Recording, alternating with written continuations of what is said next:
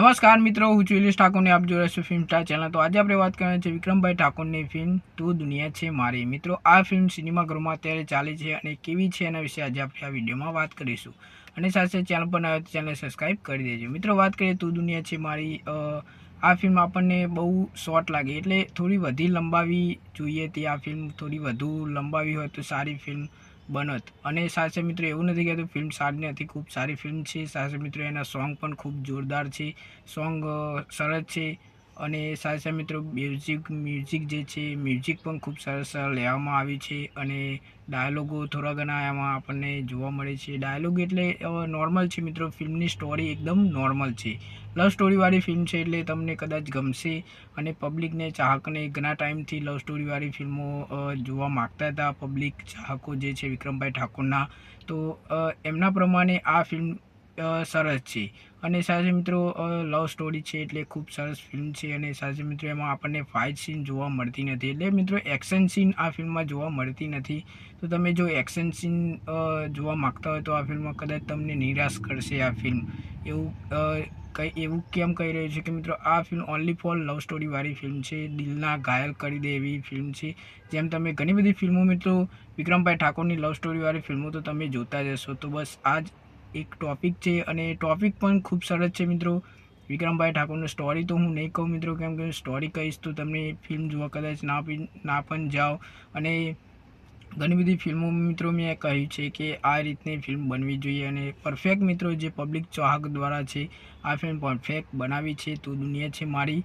અને સાથે મિત્રો આવી જ રીતે મિત્રો બીજી ફિલ્મ પણ આવવાની છે દિવાળીના તહેવારોમાં, એ થોડી એક્શન સીન થવાની છે, એટલે એક્શન ફાઇટ સીન આપણને એ ફિલ્મમાં જોવા મળશે, જેનું નામ છે વિક્રમાદિત્ય। લગભગ આપણને દિવાળીના તહેવારમાં આ ફિલ્મ કદાચ જોવા મળી શકે છે, વિક્રમભાઈ ઠાકોરની આ ફિલ્મ છે તે।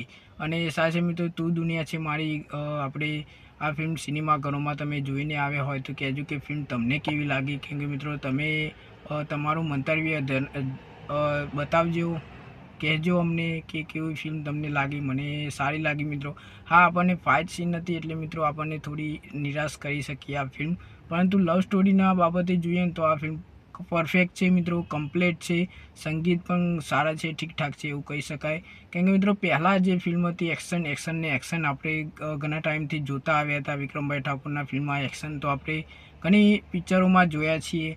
અને હવે કંઈક નવું લાવે છે પિક્ચરમાં, કંઈક નવું બનાવવાનું ટ્રાય કર્યું છે, એટલે ખૂબ સારી વાત કહેવાય।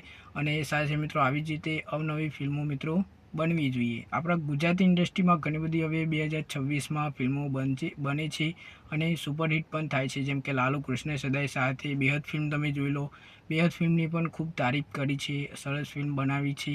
સાથે મિત્રો એવી ઘણી બધી ફિલ્મો છે ટોપ લેવલ પર જાય છે, જેમ કે વશ લેવલ 2 આપણે ઘણા ફિલ્મમાં વાત કરી છે, ઘણા રિવ્યૂમાં હવે વાત પણ કરી છે મિત્રો આ ફિલ્મની। તો આવી જ રીતે મિત્રો ફિલ્મો ખૂબ સરસ જો ચાહકોને ગમશે તો આપણને પણ ગમશે। એવું નથી મિત્રો આપણે કે રિવ્યૂ કરીએ છીએ એટલે ખોટા રિવ્યૂ આપીએ છીએ, આપણે કોઈ ફિલ્મના ખોટા રિવ્યૂ આપતા નથી। આપણને જે ગમે એટલે કે મને પસંદ હોય તો હું કહી દઉં કે મને ફિલ્મ ગમે છે, ના પસંદ હોય તો હું ના પાડી દઉં। તો વિક્રમભાઈ ઠાકોરની આ ફિલ્મમાં સંગીત સારા છે, મ્યુઝિક સારું છે, બેકગ્રાઉન્ડ પણ ખૂબ સરસ છે। સાથે મિત્રો લવ સ્ટોરીવાળી ફિલ્મ છે એટલે કદાચ તમને આ ફિલ્મ નિરાશ પણ કરી શકે છે। અને જો લવ સ્ટોરીવાળી ફિલ્મો તમે જોવા માગતા હોય તો આ ફિલ્મ જરૂરથી એકવાર જોજો, તમને ખૂબ જ મજા આવશે। એકદમ પોપ્યુલર લવ સ્ટોરી છે, ખૂબ સરસ લવ સ્ટોરી છે। અને સાથે મિત્રો આપણને પણ આમ થોડું લાગી આવે કે નાના શું ફિલ્મ બનાવી છે એવું તમને લાગશે। હા, ક્યાં બોરિંગ નહીં કરે ફિલ્મ, તમને પહેલાં એવું લાગશે કે મજા નહીં આવે, પરંતુ તમને આ ફિલ્મ જે છે જકડીને રાખશે। લવ સ્ટોરીવાળી ફિલ્મો જો જોવા માગતા હોય તો ખરેખર આ ફિલ્મ એકવાર જોવા જજો, અને જોઈને આવ્યા હોય કહેજો કે તમને ફિલ્મ કેવી લાગી।